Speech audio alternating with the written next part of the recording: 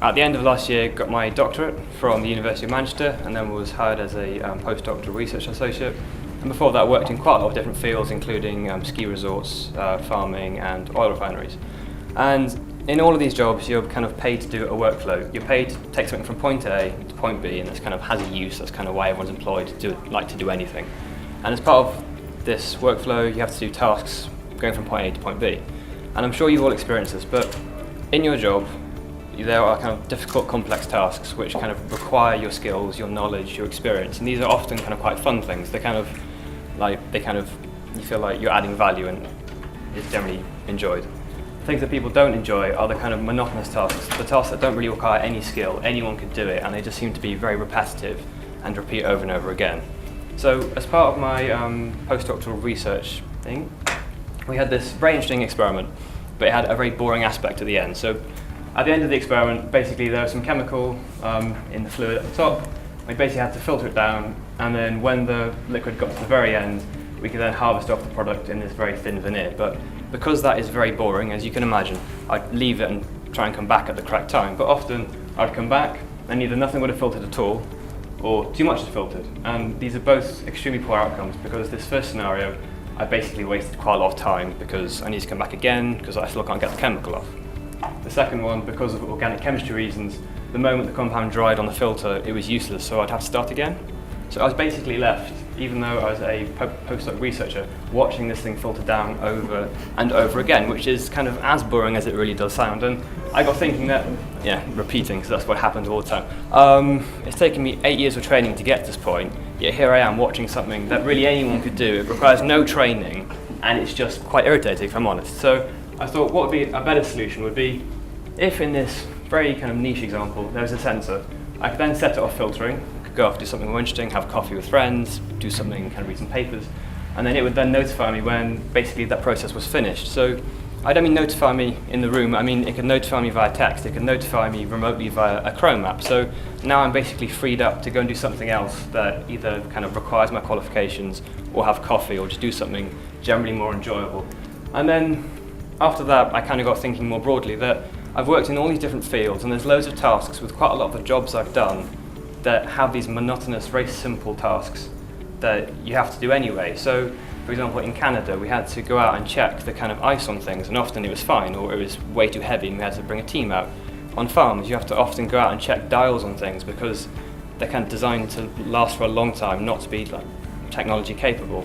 In Manchester, you can buy very expensive equipment, but the research group I worked with wasn't very rich, so we didn't have any way of checking these kind of optical densities, so it's kind of basically how transparent a liquid is. So FreeUp is built upon the idea that you can have these remote sensors, leave them to watch a very specific task that you don't want to do, nor should you really, and then basically it notifies you to come back to the task and like to use your skills and expertise to kind of do the next step. So it really does free up from those monotonous tasks.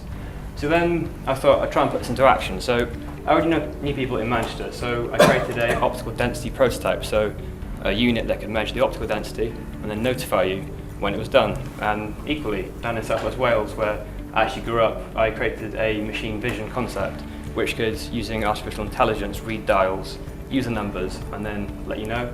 And then down in Guernsey, just about within the UK, a kind of data hub type prototype, which basically could look at very simple analysis of things and let you know if there's any correlations. So at this stage I thought I had quite a good idea, and I approached UMIP, and they basically validated it, and they said, yes, we think that actually this does have some value, here's some money, kind of go off and do it.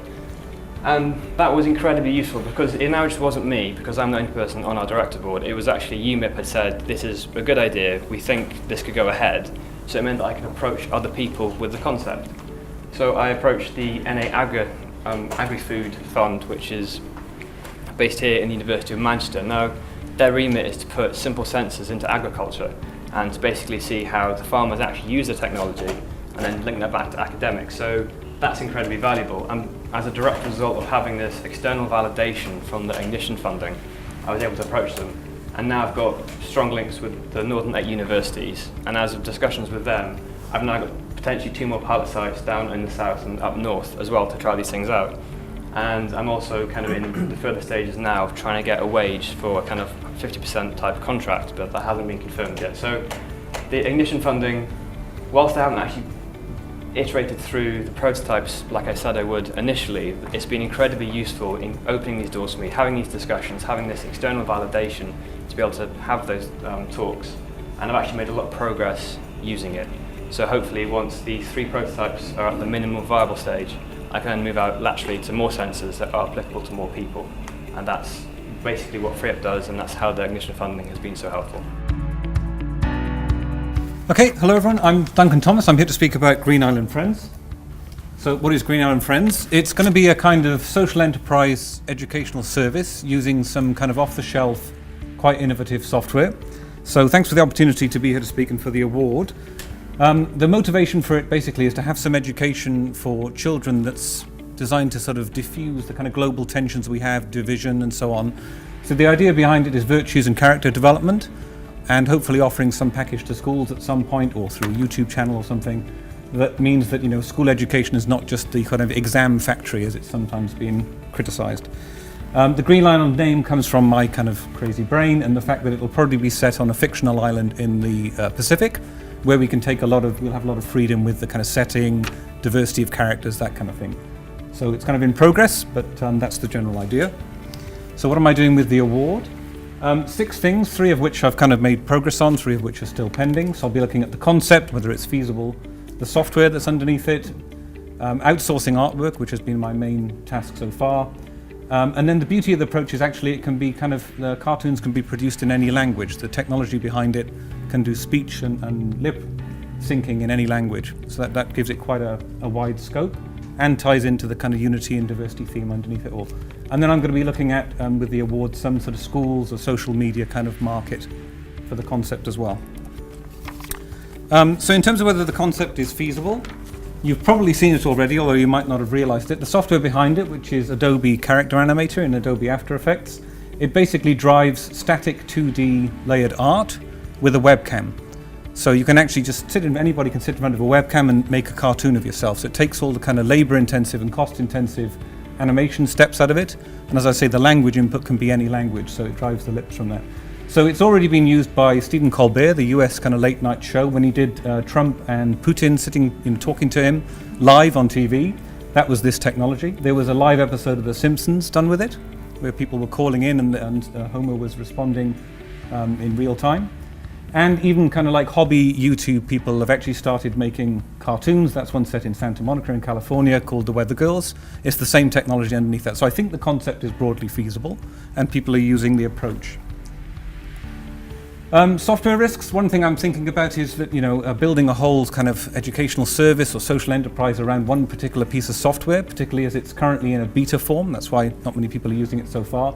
There could be a risk in that. It seems to be establishing a user base and a community though. This is the Adobe Tips and Tricks channel on YouTube, and there's stuff right up to this month. They're introducing new features, like you can make the character walk automatically and things.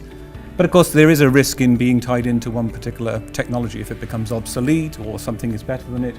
So that has to be in the kind of business thinking of not tying into one kind of technological approach. Outsourced artwork then, this has been actually the biggest bugbear so far. One of the main inspirations for me applying for the award was trying to work out whether I could outsource the artwork demands for this or whether I'd need someone on a team in-house, because there's costs to that, there's also obviously creative decisions. It turns out in the UK there are bespoke suppliers for this particular approach. One is called Digital Puppets, and there are a few others.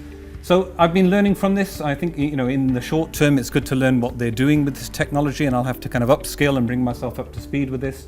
In the long term it might be too costly, or I might have to kind of front load everything, get a whole batch of stuff done, because of course these artists are kind of often freelancers and they're very busy. So this has been the main source of learning I think so far in the award, is just how kind of challenging it is working with creative people. Okay, so the next steps that I'll be doing. This kind of multilingual capability of the approach. I'm also thinking of using some kind of innovative text-to-speech approaches for secondary or extra characters, so the cost of hiring voice talent will be reduced, because these are getting quite specialized these days with online interfaces and so on. I plan to kind of test the technical envelope of it to see how many characters you can put on screen, what you can make them do, to see can you produce engaging educational materials. And then I've got a few contacts who are kind of specialists in virtues and character development schools in the UK, one down in Cornwall and one in Birmingham. So I'm going to be using some of the award funds to go and speak to them and say, you know, what is the market? Do schools, are they looking, schools tend to use a lot of games and apps for children. Are they looking for bespoke content like this? Would it be better to put it on YouTube and fund it through Patreon or other things like that? You can imagine with Patreon you can actually make characters, people could name characters, all sorts of scope for social media crowdfunding kind of approaches for this.